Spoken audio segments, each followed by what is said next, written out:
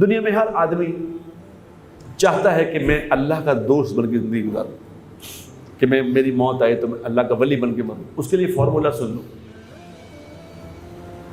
موٹا فارمولہ بتا دو، جو ولی بن کے مرنا چاہتا ہے مجھ سے یہ فارمولہ لے لے، میں گارنٹی دیتا ہوں انشاءاللہ یہ ولی بن کے مرے گا، یہ ولی بن کے مرے گا۔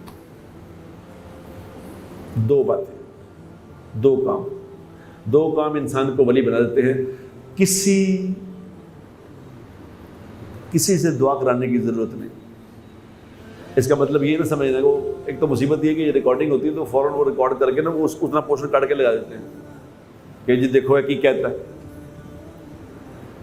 دعا کا مطلب یہ نہیں کہ دعا کرانا تو سنت ہے۔ اللہ کے نبی نے عمر رضی اللہ تعالیٰ کہا کہ عمر عمرے پہ جا رہے ہو ہمارے لیے بھی دعا کرنا، نہیں مطلب یہ کہ اللہ تمہاری دعاؤں میں ایسا اثر رکھ دے گا، ایسا اثر کرے کہ ہاتھ اٹھاؤ گے ہاتھ واپس نہیں آئیں گے، ایسا بنا دے گا اللہ، ایسا ولی بن جاؤ گے کہ یوں ہاتھ اٹھائے، کیونکہ دنیا میں ایسے لوگ آ چکے ہیں، ایسے لوگ آ کے گئے ہیں دنیا میں، ایسے صحابہ۔ ایک صحابی ہیں برا رضی اللہ تعالی عنہ، ان کے بارے میں حضور اکرم صلی اللہ علیہ وسلم نے فرمایا تھا کہ برا جب ہاتھ اٹھا دے تو اللہ اس کے ہاتھ واپس نہیں کرتا۔ بلال رضی اللہ تعالی عنہ کے بارے میں فرمایا کہ بلال اگر کسی چیز پہ قسم کھا لے، اگر بلال کسی چیز پہ قسم کھا لے تو اللہ اس کی قسم کو پورا فرمائیں گے۔ اور یہ حدیث سے ثابت ہے کہ رمضان کے مہینے میں حضور اکرم صلی اللہ علیہ وسلم سحری فرما رہے تھے تو بلال رضی اللہ عنہ نے آگے کہا کہ یا رسول اللہ سحری کا وقت ختم ہو گیا۔ آپ سحری فرماتے رہے، پھر آئے دیکھا سحری کر رہے ہیں تو آپ نے بلال رضی اللہ نے کہا کہ یا رسول اللہ سحری کا وقت ختم ہو گیا۔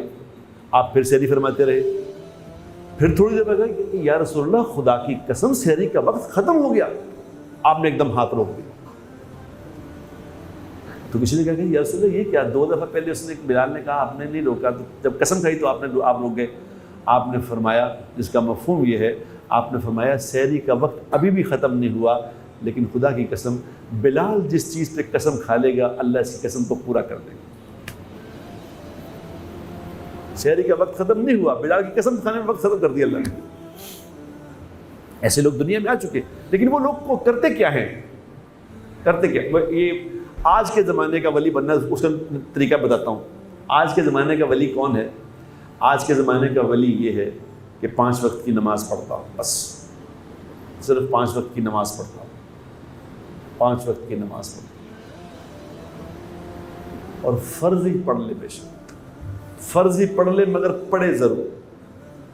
سنت نوافل پڑھے تو اس کا عجب ہے، اس پہ بھی پکڑ لے گا، مولوی پکڑ لے گا کہ انہوں نے کہتا ہے فرض سنتا ہوں، سنت موقدہ کے بارے میں اس نے بات کہہ دی ہے۔ نہیں، پڑھو بھائی، سنتے بھی پڑھو، لیکن اگر سنتے نہیں بھی پڑھے تو فرض پڑھ کے، اگر فرض پڑھ لیے تو اللہ کے ہاں سوال سے بچ جاؤ گے۔ لیکن جو فرض پڑھنا شروع کر دے گا پھر وہ آہستہ آہستہ سنتے۔ میرا ایک دوست جاننے والا ہے، میں اس پہ محنت کر رہا تھا، اس کو آہستہ آہستہ نماز کی طرف لایا تھا، تو 2-3 نمازیں پڑھنی شروع کر دی اس نے۔ میں نے اسے کہا عشاء کی نماز بھی پڑھا کرو، عشاء کی پڑھ لیا کرو، کیونکہ حدیث میں آتا ہے کہ جو عشاء کی نماز پڑھے اور پھر فجر کی نماز پڑھ لے تو اس کی پوری رات عبادت میں لکھی جائے گی، چاہے وہ سویا رہے۔ اس نے کہا میں عشاء دن نہیں پڑھنی۔ میں نے کہا کیوں؟ وہ کہتے 17 رکعت کون پڑھے؟ یہ تراویح روز پڑھیے، میں کیسے پڑھنی؟ میں نہیں پڑھنی۔